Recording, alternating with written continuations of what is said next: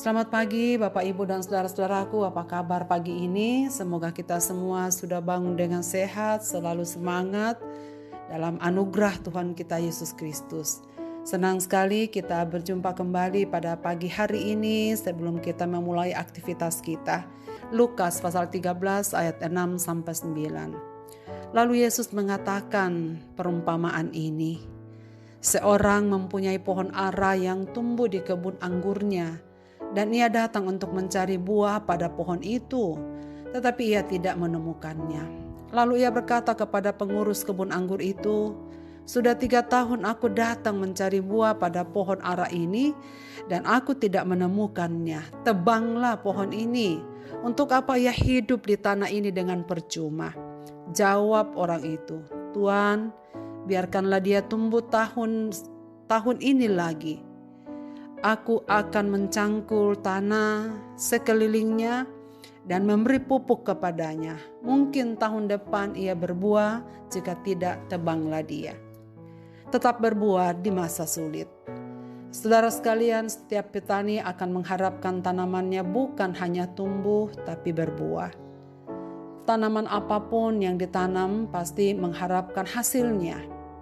Dan kalau itu adalah buah-buahan, kita mengharapkan akan berbuah dengan lebat.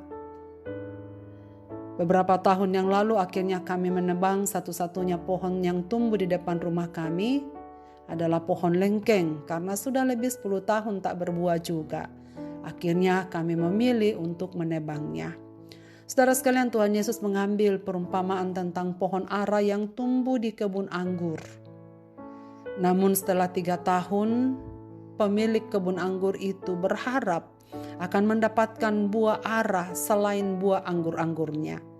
Ternyata pohon ara itu masih tetap tak berbuah, dan ia tak bisa mendapatkan apa-apa dari pohon itu. Ia sedang tumbuh percuma. Lalu ia meminta ditebang saja kepada pengurus kebun anggurnya. Lalu pengurus anggur itu berkata, "Minta waktu 1 tahun lagi. Aku akan mencangkul tanah di sekelilingnya dan memberi pupuk. Mungkin tahun depan akan berbuah. Jika tidak, bolehlah ditebang." Saudara-saudara, ada hal yang menarik dalam perumpamaan ini. Mengapa pemilik kebun anggur itu menanam pohon ara di tengah pohon anggur? Apakah salah tempat? Ternyata tidak. Sebab perlu kita ketahui, pohon ara adalah pohon yang luar biasa. Pada hakikatnya pohon ara bisa tumbuh subur di mana saja. Tidak peduli di dataran tinggi atau dataran rendah, di iklim yang sejuk maupun gersang, bukan hanya di tanah yang gembur, di antara bebatuan pun ia masih bisa tumbuh besar dan menghasilkan banyak buah. Bahkan pohon ara yang sehat dapat berbuah selama 10 bulan dalam setahun. Apakah yang ingin Yesus ajarkan melalui perumpamaan ini? Pertama-tama ia hendak berbicara mengenai kesabaran Tuhan yang luar biasa. Sebagai pemilik umat-umatnya, ia sangat bertanggung jawab terhadap kehidupan setiap tanamannya atau setiap umat-umatnya. Memang ia sediakan penggarap yang memang dikhususkan untuk merawat setiap tanaman itu, sebab ia ingin sekali mendapatkan bahwa buah-buah yang dihasilkan oleh umat-umatnya berguna baginya. Ia sangat menginginkan setiap miliknya itu menghasilkan buah. Dan bukan buah sembarangan, bukan rasa yang sembarangan.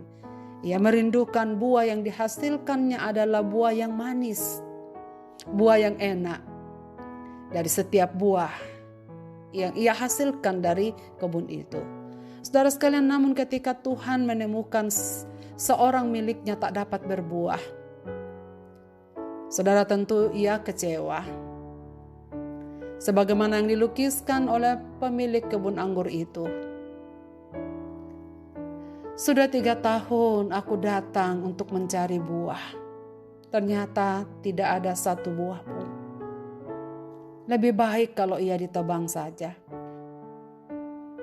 Saudara perhatikan kekecewaannya ketika ia mendapati kehidupan umatnya itu tak dapat berbuat apa-apa. Saudara sekalian, namun Tuhan masih memberikan waktu. Ia memberi kesempatan sampai dapat menghasilkan buah. Saudara, menarik sekali karena penggarap kebun ini mengatakan, biarkanlah aku merawatnya, mencangkul tanahnya dan memberinya pupuk. Mungkin tahun depan ia berbuah. Saudara sekalian, seperti itulah Tuhan sedang berkarya dalam hidup kita. Ia masih sedang memproses kita, sebab ia ingin kita menghasilkan buah yang semakin baik dari hari ke hari, bukan buah yang pahit atau bukan buah yang mengecewakan. Bagaikan pohon ara di tengah-tengah pohon anggur, kita pun ditanam di tempat yang mungkin sulit. Namun sesulit apapun tantangan yang kita hadapi, Tuhan mau kita berbuah di mana saja Ia menempatkan kita. Dimanapun kita berada, hendaknya kita mempersembahkan buah yang manis kepada Tuhan. Namun seringkali buah itu tidak dapat terlihat dari hidup kita oleh karena terhalang oleh dosa. Maka Ia menghendaki supaya kita, orang-orang yang percaya kepadanya, berpaling dari dosa yang menghalangi buah-buah manis keluar dari hidup kita. Walaupun Allah memberi kesempatan secukupnya kepada setiap orang untuk bertobat, saudara sekalian ingatlah, Ia tidak akan selama-lamanya membiarkan dosa.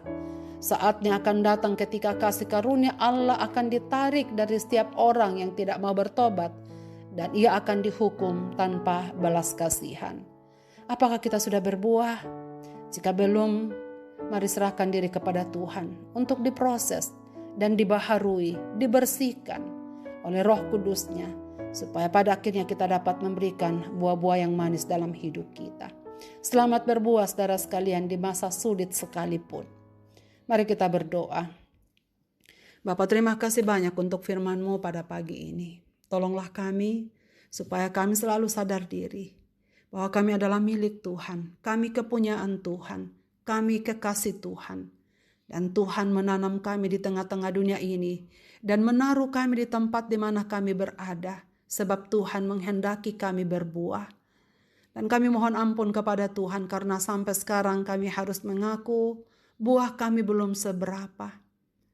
Kami mohon supaya Roh Kudus-Mu semakin membersihkan hidup kami, menolong kami supaya kami dapat bertobat dari semua hal-hal yang menghalangi pertumbuhan iman kami dan menghalangi kami untuk berbuah. Hamba-Mu berdoa bagi setiap pendengar renungan pagi ini dimanapun mereka berada. Pakailah hidup mereka ya Tuhan. Biarlah mereka berbuah di tengah-tengah dunia ini, supaya nama Tuhan dimuliakan. Berkatilah hidup mereka, supaya dimanapun mereka berada, sekalipun kami ada di masa-masa yang sulit, bagai pohon ara yang tumbuh di tengah-tengah pohon anggur, kami tetap menghasilkan buah karena Roh-Mu yang tetap tinggal di dalam hati kami. Di dalam nama Yesus Kristus kami serahkan diri dalam tangan-Mu ya Tuhan. Amin. Selamat beraktivitas Bapak, Ibu, dan saudara-saudaraku. Tuhan Yesus memberkati kita sekalian.